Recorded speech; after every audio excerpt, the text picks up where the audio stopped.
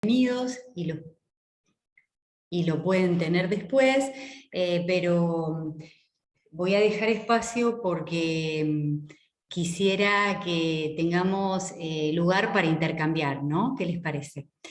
En principio, agradecerle a Elisa, que nos conocimos en el marco de un programa muy bueno, que fue el programa Inicia de Erasmus, un proyecto con 15 universidades, donde se llevó adelante una diplomatura en gestión de economía social y solidaria, que era fundamentalmente de universidades de Centroamérica, pero que Argentina... por Argentina había 2 universidades solamente, la de Moreno y la de Quilmes. Y bueno, estaba por conocer Guatemala cuando, que no conozco, el hermoso país que sé que tienen, cuando vino la pandemia y se convirtió en virtual la mayoría de las actividades. Así que Guatemala quedó para una nueva oportunidad, pero tuvimos la oportunidad de compartir en Costa Rica, en Panamá y en Argentina. Un trabajo en conjunto para la economía social y solidaria, que en ese caso fue una diplomatura. Y bueno, contarles que yo soy trabajadora social, maestranda en economía social, y trabajé toda la vida en políticas públicas desde un gobierno local, de un municipio que tiene hoy casi 600.000 habitantes, y trabajamos siempre con políticas para apoyar a la economía social y solidaria. Y a lo que en Argentina llamamos economía popular, que no sé si en Guatemala utilizan este término, no lo utilizan, pero no es más que las actividades que generan las familias y las personas en relación a procurarse ingresos a partir del trabajo autogestivo. ¿Avanzamos? Hoy estoy en la universidad dirigiendo la investigación científica, es decir, a la economía social le doy el tiempo que puedo porque estoy con muchos temas, pero bueno, toda mi experiencia tuvo que ver con participar en políticas de apoyo, microfinanzas, como ya me presentaron, apoyo técnico, capacitación, mercados solidarios, y también formé parte de cooperativas. Yo creo que hoy, no sé si ustedes son muchos, pensé que eran menos y nos podíamos presentar, pero son 40. Me alegra que hayan elegido esta ponencia. Así que algunos de ustedes serán líderes comunitarios, me imagino Elisa, otras tendrán emprendimientos o formarán parte de organizaciones de la comunidad, como les decimos acá. Y desde ahí es que yo quería empezar por compartir qué es para nosotros la EPSS en Argentina, ¿no? Que le llamamos a la economía popular, social y solidaria, y que se inscriben las transformaciones que sucedieron en el sistema capitalista después de los años 70, donde se pierde la inclusión por el trabajo asalariado que se había logrado en gran parte del mundo. Ante estas transformaciones, los pueblos no se quedan quietos, los pueblos construyen su propio trabajo. Ustedes seguramente en Guatemala tienen una tradición de economía comunitaria y no han tenido un proceso de industrialización como el que tuvo Argentina. Entonces, estas formas de trabajo autogestivo seguramente son mucho más antiguas que en Argentina, ¿no? Pero bueno, eso me contarán ustedes. Entonces, ante este escenario internacional nos planteamos y global, ¿qué transformaciones propone la economía popular, social y solidaria y cuáles son los desafíos para contribuir a la emancipación de las mujeres desde la economía popular, social y solidaria? ¿Avanzamos?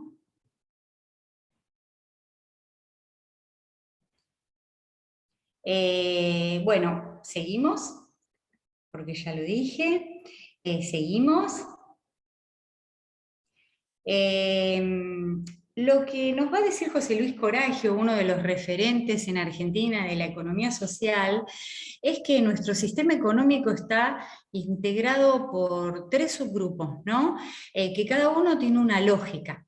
La lógica empresarial capitalista, que está orientada a la acumulación de capital, la de la economía popular, que está orientada por mejorar las condiciones de vida de los miembros de las unidades domésticas y de las comunidades, y la economía pública, que está orientada a objetivos de bien común y garantía de derechos. ¿Avanzamos?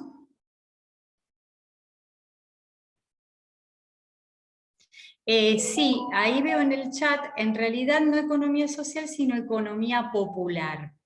Sería esto, Brenda. Lo que nosotros en Argentina dejamos de llamarlo economía informal porque creemos que no identifica el sector, porque la informalidad no se da por elección, se da porque no existen marcos normativos adecuados para que haya posibilidades de formalizar esas actividades y que haya seguridad social para sus integrantes, es decir, derecho a la jubilación, derecho a la obra social. Entonces, no nos gusta usar el término informal porque es un término que remite, estoy contestando ahí al chat, a como si fuera una responsabilidad de ese mismo sector. Cuando la economía informal puede ser también, es en realidad la economía en negro, ¿no? De las grandes empresas que no blanquean a su personal, cuando en realidad la economía popular lo que es son las iniciativas de las familias y sus redes para generar ingresos para mejorar su calidad de vida. Entonces, viene bien este cuadrito de José Luis Coragio que habla de estos tres subsectores: el Estado, el sector privado y la economía de los hogares o economía popular. Este óvalo que vemos en el medio sería la economía solidaria, que está compuesta por organizaciones y emprendimientos de la economía popular que tienen prácticas solidarias, por las prácticas solidarias de las empresas capitalistas y por las prácticas solidarias o redistributivas del Estado. ¿Por qué tiene estas flechitas? Porque nuestro desafío es ampliar este sector solidario. Este sector, el de la economía popular, que puede coincidir con lo que se llama economía informal, va a tener una lógica que no va a ser acumular capital, aunque necesite de capital para llevar adelante sus emprendimientos mercantiles, sino que la lógica siempre va a ser mejorar las condiciones de vida de las familias y de las comunidades. Entonces estas flechitas tienen que ver con la propuesta de ampliar ese sector. Bueno, avanzamos. Acá, esto es un esquema que tomé del Ministerio de Economía de Bolivia, donde habla de 4 sectores: el cooperativo, el comunitario, el privado y el estatal, y plantea que el Estado tiene que promover la integración de estas diferentes formas económicas y complementar el interés individual de quienes participan con el buen vivir colectivo. Avanzamos.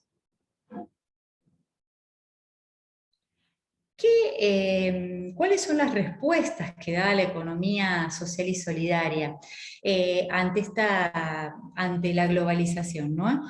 La necesidad de pensar formas de solidaridad que fueron históricas, y conformar nuevas identidades, nuevos sujetos colectivos, que tienen que ver mucho con el trabajo comunitario.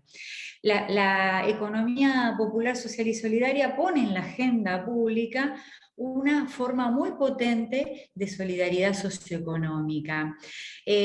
¿A qué nos referimos con estas formas de solidaridad social histórica? Avanzamos.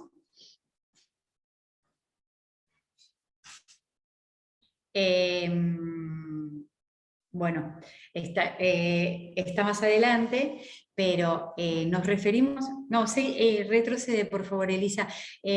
Las experiencias de hacer otra economía hacen confluir las formas históricas con las formas actuales.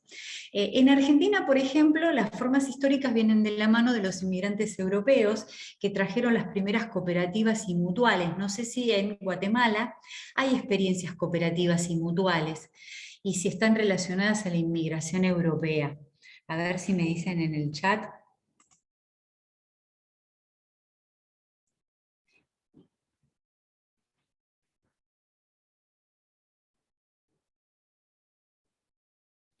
Ahí lo vamos a dejar para el debate, Claudia, eso, porque avanzamos.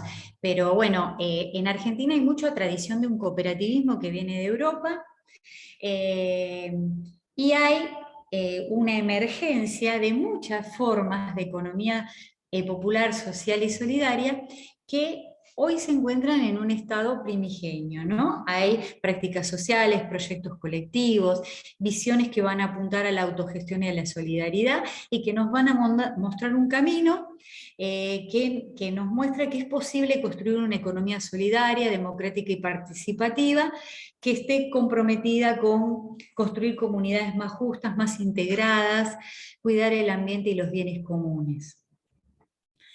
En las áreas rurales. Bueno, en Argentina también en las áreas rurales el cooperativismo tuvo mucho protagonismo y hoy, por ejemplo, la mayoría de los servicios eléctricos y de Internet lo hacen cooperativas en zonas donde las empresas privadas no les sería rentable llegar con este servicio, ¿no?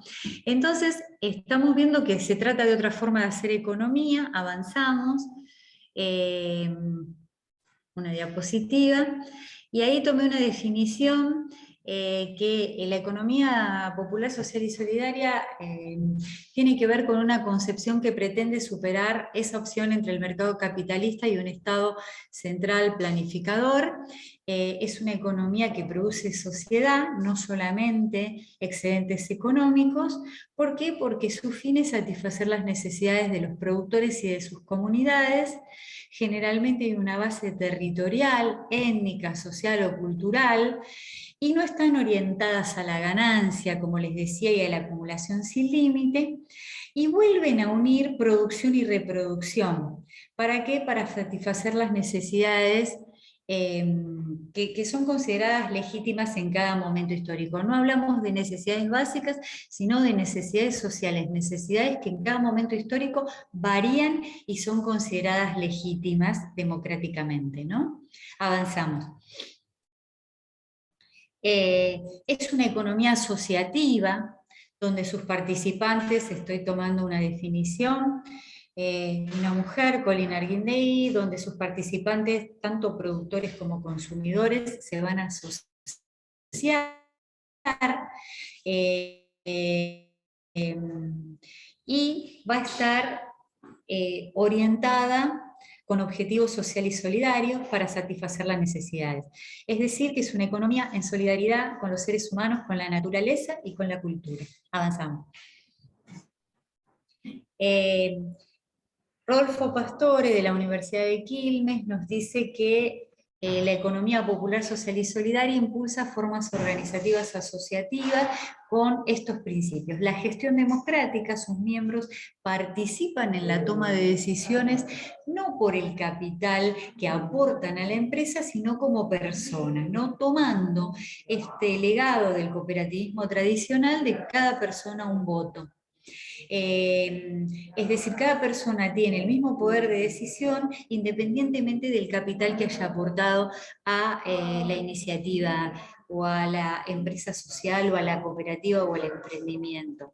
El compromiso con el ambiente y con el medio, la participación voluntaria y estar organizada en torno a valores que privilegian a las personas, sus capacidades y sus vínculos. Avanzamos. Entonces, estamos en un concepto que está basado en valores de solidaridad, democratización y asociativismo, que busca la sostenibilidad de la vida antes que la acumulación de capital, pero que necesita una acumulación de capital para poder generar ingresos en un sistema que es mixto, como vimos. Avanzamos. Entonces, ¿qué queremos decir con economía popular, social y solidaria? Queremos decir, esto es un concepto que llamamos polisémico, es decir, que tiene muchos sentidos y que aloja una heterogeneidad de formas organizativas muy importantes. En Argentina hablamos de el espacio común entre las experiencias históricas del cooperativismo y el mutualismo y las nuevas formas organizativas de hacer economía social, que a veces toman esta figura jurídica, pero que nacen a veces no por elección, sino por desempleo, ¿no?, de sus miembros. No porque su opción haya sido formar una cooperativa, sino que ante el desempleo, como respuesta a la expulsión, ante la crisis del trabajo en las últimas décadas, se generan estas respuestas, que pueden o no tomar la forma jurídica cooperativa o mutual. Avanzamos. Entonces, este cuadrito muestra todo lo que converge en este campo común hoy. La economía tradicional histórica que viene desde la revolución industrial y que nació como respuesta a la explotación, buscando mejores condiciones de vida para los y las trabajadoras, los trabajadores y las trabajadoras. La economía comunitaria, que es la economía de los pueblos originarios de América, que no nace como una alternativa, era la economía, la forma organizativa de los pueblos originarios de América antes de la conquista. Y la nueva economía social o economía solidaria que nace más que nada como respuesta a la exclusión y a la crisis del empleo. Avanzamos. Bueno, en la economía comunitaria hay un concepto que es un concepto que viene del pueblo aymara, del pueblo quichua, que es el del buen vivir, ¿no? El de Sumaca Usay y Sumaca Maña. La transición hacia una sociedad en que la vida sea el bien supremo, ¿no?, que en los años 90 ha sido tomado por sectores académicos y políticos y fue incorporado a muchas de la legislación de países latinoamericanos, y que es este concepto que hablamos del buen vivir. Y ese concepto es un concepto que estaba en las economías comunitarias, ¿no?, un concepto preexistente. Estas economías tienen formas colectivas y comunitarias de propiedad de la tierra y tienen autonomía productiva. Avanzamos. La economía tradicional histórica, como vimos, son las cooperativas de trabajo, las agropecuarias, las de servicios públicos, las mutuales, más que nada de socorros mutuos, también se dice en Argentina, proveeduría, vivienda, salud, educación, deportes, y las asociaciones que proveen bienes o servicios de diferente tipo. Y avanzamos una más, y en la economía emergente tendríamos las experiencias productivas, que son emprendimientos socioproductivos, familiares y asociativos, y en Argentina tenemos una gran cantidad de empresas recuperadas, que no sé si esta realidad se dio en Guatemala, que son empresas que han sido, que quebraron, o que sus dirigentes las abandonaron, y que los trabajadores las convierten en cooperativa, y esto tiene mucho apoyo gubernamental para que continúe la fuente de trabajo. Entonces hoy son empresas gestionadas por sus trabajadores, no tienen esa experiencia, y que generalmente son productivas. Las de intercambio, que son ferias francas, organizaciones de comercio justos, monedas sociales, clubes de trueque. No sé si tienen en Guatemala la experiencia del trueque, pero seguramente la traen ustedes de sus formas de experiencia comunitaria. Ahora, cuando intercambiamos lo vemos a esto. Y otra forma de economía social emergente son las organizaciones de finanzas solidarias, las organizaciones que entregan microcréditos, las bancas sociales, las bancas éticas. Y las empresas que buscan la inserción social de personas con discapacidades, por ejemplo, o de jóvenes sin trabajo, y que generalmente se vuelcan a emprendimientos socioculturales, huertas familiares, asociativismo rural. Es decir, vean la heterogeneidad de todas estas formas. Si la definiéramos como informal, estamos dejando fuera toda la riqueza que tiene la economía social emergente. Ahí María Fausto comparte que en la Universidad de San Carlos hay un grupo de intercambio de servicios. ¿Qué es lo que une a todas esas experiencias tan diversas que vimos en la diapositiva de los óvalos celestes? Yo creo, sí hay trueque, me dicen, yo creo que lo que une es la lógica. Y la lógica es la mejora de la calidad de vida y la satisfacción de las necesidades de sus integrantes. La lógica no es la acumulación de capital per se, sino, en todo caso, para cumplir los fines de mejora de la calidad de vida de sus integrantes y de sus comunidades. Entonces, eso es el hilo que une la economía solidaria con la economía popular, con la economía social tradicional y con todas estas experiencias de intercambio. Avanzamos. Ese hilo es el que permite encontrar políticas que los apoyen, ¿no? Y que los incluyan a todos. Yo quise incluir el enfoque de género de la economía popular, social y solidaria, primero por el marco del encuentro en el que estamos, y además porque en Argentina la economía popular, social y solidaria está mayoritariamente conformada por mujeres. En la mayoría de los casos sus emprendimientos surgen de los saberes y capacidades que tenían las mujeres en su ámbito doméstico y que los han puesto a jugar en diferentes tipos de iniciativas para obtener ingresos para su familia en respuesta a la expulsión del mercado de trabajo de otros miembros de la familia. En el año 2001 hubo en Argentina una crisis muy importante. En ese momento yo formé parte del equipo que formó el Banco Social Moreno en mi comunidad. Creamos un banco de microcréditos para apoyar a las personas que perdieron su trabajo y generaron su propio trabajo, ¿no? Estuvieran asociadas o fueran iniciativas familiares. El 70% eran mujeres. Muchos de sus compañeros o hijos no se animaban a acercarse a estos programas porque toda su vida habían sido asalariados. Argentina tiene una cultura asalariada muy fuerte, ¿no? Entonces le cuesta más a los hombres acercarse a los programas porque su integración social fue fundamentalmente en base al trabajo asalariado. Entonces, el 70% de las mujeres que participaron del Banco Social Moreno, que era una experiencia de microcréditos con garantía solidaria, fueron mujeres. Y en todas las otras experiencias que participé, ferias, etcétera, tuvo que ver con la participación femenina. Y entonces, pensar la economía popular, social y solidaria con enfoque de género quiere decir que hay que tomar en consideración que hay una posición social diferenciada entre hombres y mujeres y que hay desigualdades. Claudia, te pido esa pregunta, la hacemos en el panel y les cuento lo de la garantía solidaria. Entonces, ¿qué decimos? La economía no es neutral al género, la economía hegemónica invisibiliza el género, pero avanzamos, Elisa.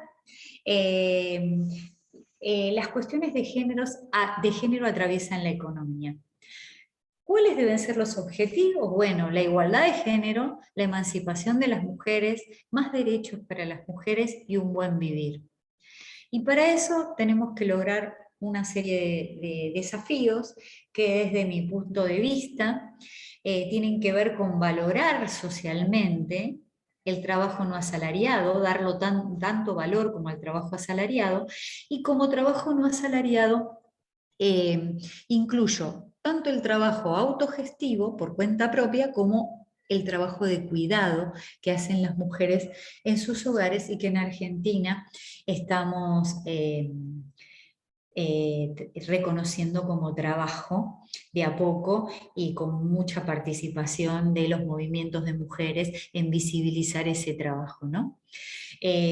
Otro desafío es lograr la corresponsabilidad en el trabajo del cuidado de hombres, mujeres y Estado, generar impactos subjetivos, especialmente en las mujeres, a partir de salir del aislamiento y participar de espacios de encuentro e interacción con otras mujeres.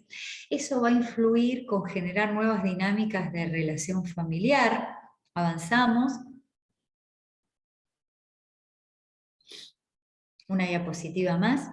Influir en las representaciones sociales, para aclarar, es cómo se ve a las mujeres, cuál se ve que se considera socialmente que es su rol, y reformular las prácticas desiguales entre hombres y mujeres que estén naturalizadas en cada comunidad. Y un desafío para lograr todos los demás es participar y organizarse para lograr políticas públicas con perspectiva de género. Y ahí, porque la finalidad es una inserción económica y social más igualitaria para las mujeres, ¿no? Avanzamos. ¿Cómo lograr la sostenibilidad de las distintas experiencias? Bueno, desde Argentina hay un consenso fuerte en las universidades del conurbano que la economía popular, social y solidaria se sostiene con la hibridación de recursos. Hibridación no lo decimos en el sentido negativo, sino en un sentido positivo, combinando. Hibridación como combinando. ¿Combinando qué? Tres principios económicos importantes. El de intercambio, que es el sostenimiento mercantil de esa actividad. La actividad tiene que sostenerse en el mercado. De reciprocidad, que son todas las organizaciones, redes, ayuda mutua, intercambios, pero que no son mercantiles, que tienen que ver con la ayuda mutua y la colaboración y cooperación entre personas y grupos. Y eso hace tanto a la sostenibilidad de las experiencias como una buena inserción en el mercado. Y por otro, las políticas públicas de apoyo eh, a estas iniciativas, en lo comercial, en lo financiero, en la organización productiva, en la capacitación y en la asistencia técnica. Avanzamos.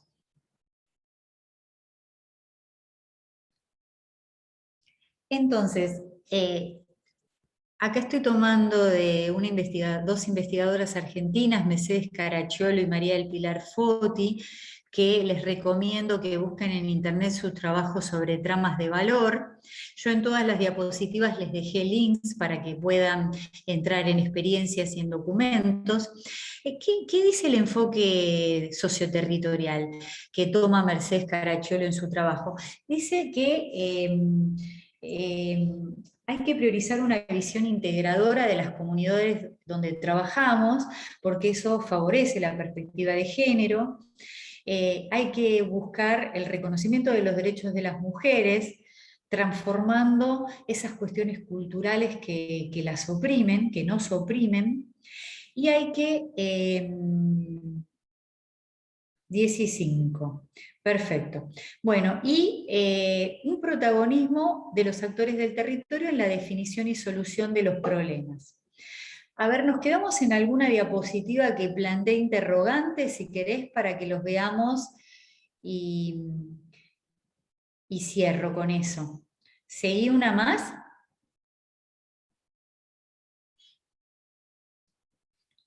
Bueno, acá nos vamos a quedar con estas propuestas de José Luis Coragio para la economía popular y luego tenemos otras de género. ¿Qué cosas se pueden hacer en estas propuestas comunitarias? Producir bienes y servicios para la economía doméstica, producir alimentos, cereales, frutas, verduras, ganadería, preparados, conservados, producir muebles, confecciones, calzados, textiles, producir, reparar y reciclar herramientas y máquinas, avanzamos. Avanzamos una. Producir materia prima para la producción, construir infraestructura, cloacas, agua, electricidad, vivienda, escuelas, centros de salud, comercializar productos, evitar que los excedentes se lo apropien los monopolios y que los excedentes queden en las comunidades, recuperar y armar computadoras, diseñar sistemas informáticos de software libre, y la última, para cerrar, una más, desarrollar formas de energía limpia, hornos solares, organizar sistemas de formación básica, formar formadores, diseñar e imprimir materiales didácticos, organizar sistemas de finanzas solidarias, formar comunidades territoriales de prosumidores, que es como en Argentina le decimos a la figura que une el consumidor con el productor, en las cuales se asegure de que lo que se produce pueda ser intercambiado dentro de la economía popular a precios justos por lo que se necesita para vivir. Bueno, y la última,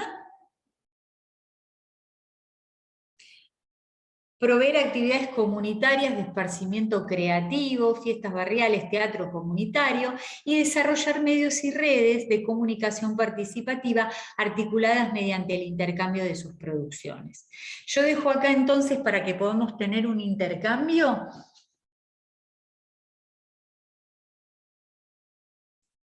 Elisa, dejamos acá para que podamos tener un intercambio con toda esa cantidad de cosas que les traje en la presentación, donde se involucran mujeres y donde se pueden pensar, realizar todas esas iniciativas desde la perspectiva de la economía social y solidaria.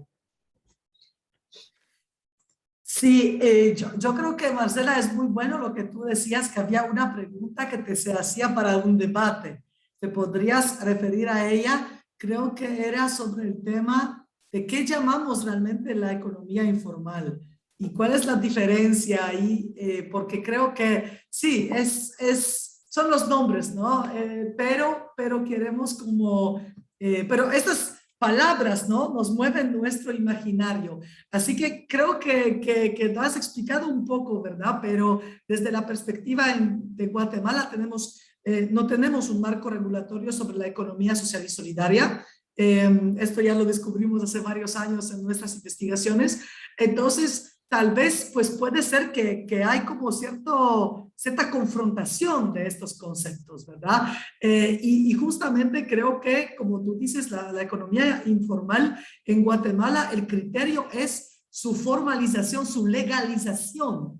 ¿Sí? Entonces, tal vez un poquito de referencia en este sentido, porque creo que es un punto muy interesante. Bueno, en Argentina también nuestra referencia es la formalización. Pero la formalización, porque la formalización da seguridad social, pero esa formalización tiene que ser con normativas adecuadas a las características de estas iniciativas económicas. No podemos pedirle a un productor de chacinados familiar que tenga los mismos requisitos que un frigorífico, pero a la vez tenemos que cuidar la salud pública. Entonces, para formalizar, hacen falta políticas que acompañen las prácticas, y en este ejemplo que digo, tiene que haber posibilidad de producir en condiciones sanitarias adecuadas, tiene que haber apoyo. En Argentina tenemos una figura que no alcanza, pero que dio un paso muy importante, que es el monotributo social. El monotributo social es un impuesto integrado que permite a las personas facturar en blanco inscribirse. También existe el monotributo asociativo, todavía le falta mucho la opción, el espacio de hoy no es para analizar el monotributo social, pero lo traigo en esto de la informalidad, ¿no? En Argentina, con el monotributo social, se trató de que los emprendedores, las emprendedoras, la economía popular acceda a una posibilidad de formalización en un aspecto, ¿no? Que es la posibilidad de facturar, a la vez que pueda tener una obra social y aportes jubilatorios. Porque además de digamos, la generación de ingresos, hay que ver la sostenibilidad de los trabajadores y las trabajadoras, ¿no? De estos sectores que no tienen acceso al cuidado de su salud y que cuando se terminan a determinada edad, no pueden seguir sosteniéndose. Entonces, el monotributo social lo que permite es la jubilación de esas personas, ¿no? Mediante un aporte que sea acorde a las posibilidades de esas iniciativas, ¿no? Eso es uno. Después existe una ley nacional de microcréditos que crea un fondo para financiar estas actividades y una ley de marcas colectivas que lo que hace es permitir que las personas se agrupen y tengan una marca en común que les permita una mayor inserción de su emprendimiento en un mercado a partir de mejorar su diseño y establecer pautas de calidad. Esas son como las tres leyes. No tenemos una ley que englobe la economía popular, social y solidaria en sí, como tiene Ecuador, no tenemos, pero tenemos mucha práctica en programas y políticas para apoyar, y creo que la clave está en apoyar en el ingreso a la seguridad social, en la jubilación, y en brindar las condiciones para que puedan facturar y vender sus productos en forma formal, ¿no? Y a esto hay que sumarle lo organizativo, porque la sostenibilidad muchas veces de los emprendimientos individuales no se da, pero al estar involucrados en redes, se da esa sostenibilidad. Yo creo, y diciéndolo muy rápidamente, que la economía popular y solidaria contribuye a la emancipación de las mujeres, a pesar de que no contribuye por sí misma en sí, pero que contribuye porque genera ingresos y posibilidades de manejar el dinero, y eso es muy importante, y porque vincula a las mujeres con otras mujeres en espacios de intercambio, y eso es tan importante como lo primero, ¿no? Pero sí, creo que el nombre informal es un nombre que quedó muy viejo, un nombre de los años 70, cuando se habla del sector informal, y que hoy es un nombre que no da cuenta de la riqueza de estas iniciativas. No tenemos que llamarlo desde ahí, sino desde sus potencialidades, y pelear por normativas adecuadas.